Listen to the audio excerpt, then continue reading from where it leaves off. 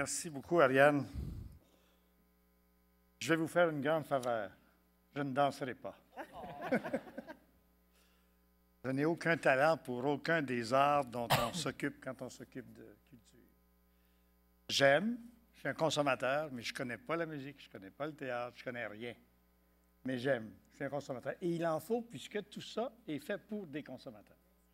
Et donc, si j'assiste à un concert, si vous me demandez qu'est-ce que tu as le mieux aimé dans le concert, je ne peux pas vous le dire. J'ai aimé ou j'ai pas aimé ou j'ai moins aimé, etc. Tout ça parce que dans la culture, ce qui m'intéresse, c'est le cœur de la culture. Et qu'est-ce que c'est le cœur de la culture? C'est la création. C'est l'attitude que l'on développe au contact des gens qui font la culture, qui l'inventent, qui la créent. Vous en avez ici, partout dans la salle. C'est cette ouverture au changement permanent. Pas au changement pour lui-même, mais au changement qui nous amène plus loin, qui puise dans notre histoire, dans notre passé, dans notre patrimoine, et qui commence par le protéger quand il en vaut la peine, et qui nous amène plus loin dans l'avenir, notamment en s'adressant à ce que l'on veut laisser à nos enfants, théâtre, musique, etc. Mais la culture, c'est aussi la configuration d'une ville.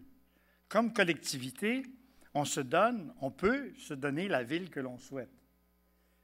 Quand j'étais à la Ville de Québec, quand j'ai été élu avec le Rassemblement populaire, la principale chose qui m'avait motivé à entrer en politique à ce moment-là, c'était le fait que c'est un parti petit, municipal, qui n'avait pas de parenté avec les partis fédéraux ou provinciaux, mais qui était profondément démocratique. Précisément parce qu'on n'avait pas d'intérêt, on ne devait rien à personne. Un des thèmes qu'on avait développé en 89, c'était de dire on est mieux de devoir 2 $ à tout le monde que 2000 $ à une personne. Et puis, on ramassait des 2 $. On a ramassé des 2 $. Et on a fait la campagne avec cette idée de la démocratie qui faisait que c'était les gens du parti qui définissaient les priorités. Et c'est à ce moment-là qu'on en est arrivé à penser que la culture était au cœur même d'une capitale, puisque Québec est une capitale. Il faut qu'on soit donc la tête, le témoin de notre société, en même temps que le cœur d'une ville, le cœur qui s'affaissait peu à peu au fur et à mesure que se formait la périphérie, sur le plan commercial, sur le plan strictement économique. On avait dans le cœur du vieillissement et les pontages n'étaient pas prévus au niveau municipal. Les fusions, oui, mais pas les pontages. Et à ce moment-là, on s'est dit, il faut qu'on s'occupe de réhabiliter la ville. On avait en tête comme équipe le 400e déjà, comme prétexte à faire des choses. Ce n'était pas la fête en elle-même, on savait qu'il y en aurait une, mais comme prétexte à faire des choses. Et de fil en aiguille, en consultant, en écoutant beaucoup, on s'est aperçu que les seuls outils dont on disposait et qui ne dépendaient pas des gouvernements fédéral ou provincial, ou régionaux, la communauté métropolitaine, étaient dans le champ culturel. J'avais commencé avec mes collègues parce qu'on travaillait fortement en équipe. C'était le grand plaisir de faire de la politique au niveau municipal. Ça peut être de travailler en équipe et dans notre cas, on l'a vécu, on l'a fait avec au comité exécutif, toujours pendant les 16 années où j'ai été là, ou presque les 16 années, pendant les années du RP en tout cas, ça a été au comité exécutif un nombre égal d'hommes et de femmes. Dans ce temps-là, on n'en parlait pas beaucoup, mais on avait des femmes dans notre équipe qui y tenaient. C'était briser la règle de la parité et de la majorité parce qu'elles n'étaient pas nombreuses. Et je pense qu'il y en avait 3 sur 5 qui étaient au comité exécutif. Il y a certains gars qui grognaient un peu, là, mais ils se sont habitués parce que ça donnait une meilleure ville, une meilleure vision, une meilleure perception des choses. On ne voyait pas les choses de la même façon. La culture a donc été au cœur de notre stratégie de développement de Québec. Évidemment, quand ceux qui nous avaient précédés avaient travaillé à refaire des morceaux de ville, c'était devenu souvent du patchwork. Il y avait un beau projet, on le fait. Il y en a un autre qui se fait à côté, puis on essaye de connecter ça. Mais la vision d'ensemble, la vue d'ensemble, qui place la culture au cœur de la ville parce que la culture est le noyau de la société, c'est là qu'on se reconnaît.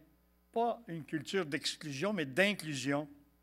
Le premier comité qu'on avait formé à la ville était la table multiculturelle où on avait toutes les communautés d'immigrants qui étaient à Québec étaient invitées. Des communautés où il y avait 4 membres de la communauté ou 5 de certains pays.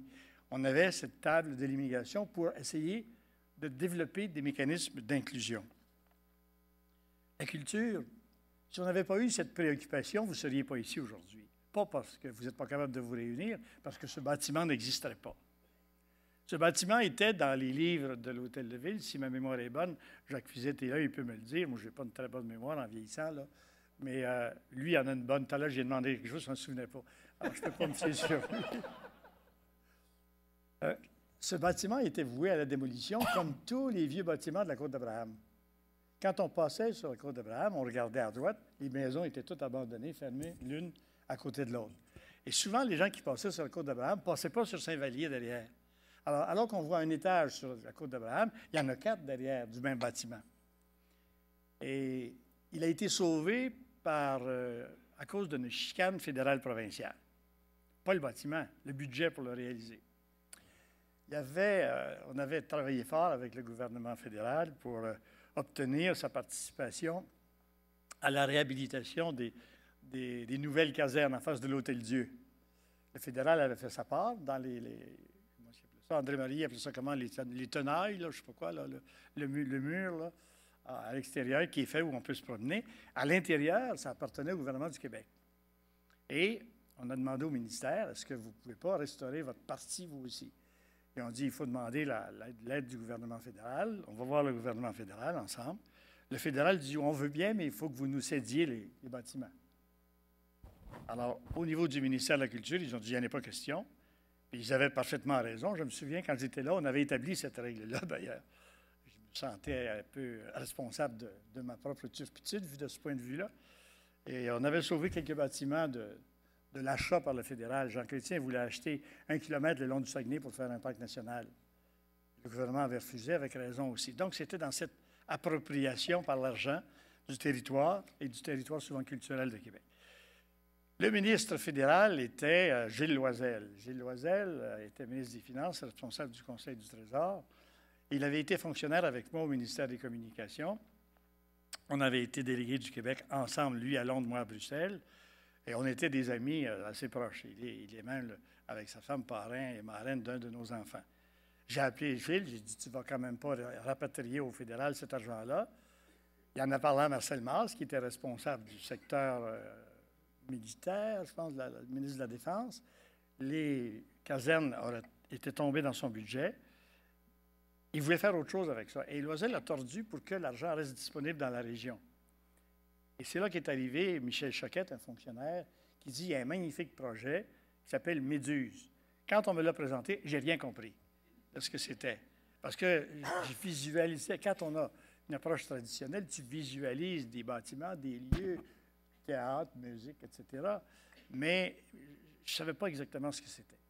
Jusqu'à temps de comprendre que c'était un groupe de coopératives qui voulait se mettre ensemble pour développer de la recherche de pointe dans le domaine culture. Il y avait un lien assez prometteur avec tout le secteur du multimédia. Je ne comprenais pas plus. Et j'ai demandé ça coûte combien, ils ont dit tel montant. Et ça correspondait à peu près au montant que Loisel avait laissé traîner sur son bureau pour réinvestir dans la région. Une étude est faite pour savoir si Méduse était un projet, entre guillemets, rentable selon les critères des administrations publiques, c'est-à-dire qu'il doit rapporter maintenant, à court terme, et la réponse a été non.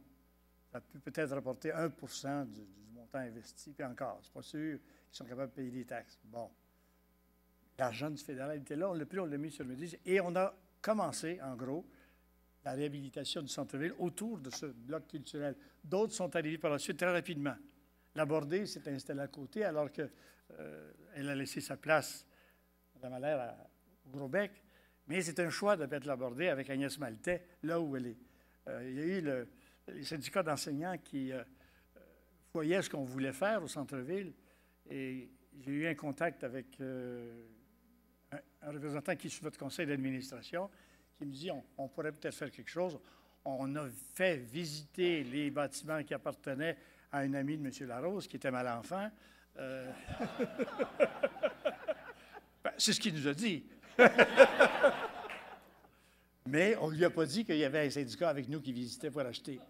Et bref, on a fait la transaction et le syndicat a pris sa part du building et ça a été réhabilité et on a accueilli au centre-ville un gros morceau de la vie syndicale québécoise.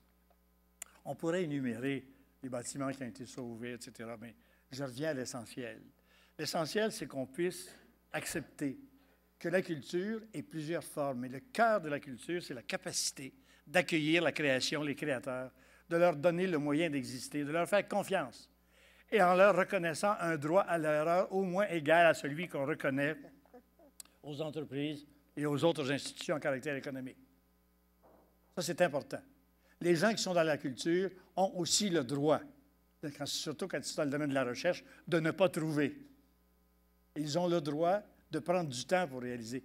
Ceux qui décident, les décideurs dans les banques, dans les caisses, dans les administrations, doivent être ouverts à la création, à l'innovation, faire confiance aux jeunes. Je disais il n'y a pas longtemps que quand Einstein a découvert sa théorie de la relativité, il avait 28 ans. C'est le signe de la victoire, ça. Non, c'est 2 minutes, excusez-moi. Vous disiez Einstein. Einstein, 28 ans, quand il a découvert sa théorie de la relativité. Ça se passe dans ces eaux-là, dans ces âges-là, souvent, la recherche, la découverte. Si vous regardez le monde culturel, c'est beaucoup des jeunes. Donc, on voulait réhabiliter le centre-ville. On a placé la préoccupation culturelle au cœur. Et là, on a fait le scanning pour savoir où sont les projets qu'on peut envisager, qu'on peut enligner vers la culture. Et c'est tout tombé en place. Les gens voyaient qu'on leur faisait confiance. Les institutions financières à qui on a fait des présentations importantes, parce que quand des gens arrivaient pour s'installer dans Saint-Roch, on avait convaincu une entreprise ou une organisation de s'installer dans un bâtiment ou une famille. Ils allaient à la banque ou à la caisse, on leur refusait des prêts. Pourquoi? Parce qu'ils n'étaient pas capables d'avoir d'assurance. Pourquoi? Parce que les assureurs disaient, bien, votre taux de couverture est atteint, puis ça peut passer au feu parce que de chaque côté, ils ne sont pas assurés. On a un petit peu menacé les compagnies d'assurance de les dénoncer cas par cas. C'est Claude Larose qui s'était occupé de ça. Et finalement, en présentant nos projets liés au développement du centre-ville, à la réhabilitation, à la réhabitation du centre-ville autour du thème culturel, on a eu les ateliers d'artistes, on a eu plein d'activités qui sont de nature culturelle et exemplaires. Ça, c'était les choix qu'on a faits. Ce sont des choix porteurs qui ne doivent pas commencer dans le temps et finir à un moment donné. Ce sont des choix permanents. Ils sont toujours à refaire et à recommencer. On ne doit pas se figer dans le temps. On doit évoluer, pas pour le plaisir de changer, mais pour le plaisir de continuer et de faire en sorte que cet objectif, qui n'est jamais complètement atteint, parce qu'on n'est jamais au niveau de la perfection, soit celui de tous ceux qui prennent des décisions dans une capitale, dans une ville qui est au cœur d'une société, elle-même un peu bousculée par la consommation à court terme. J'avais une phrase que j'avais très belle pour finir, puis je ne m'en souviens plus. Oh. Je vais la retrouver tout à l'heure. Mais ça sera la phrase du débat. Ben, je ne sais pas, là, je ne m'en souviens plus. Je l'ai noté quelque part, mais je vous le dirai tout à l'heure. Merci, M. Lallier.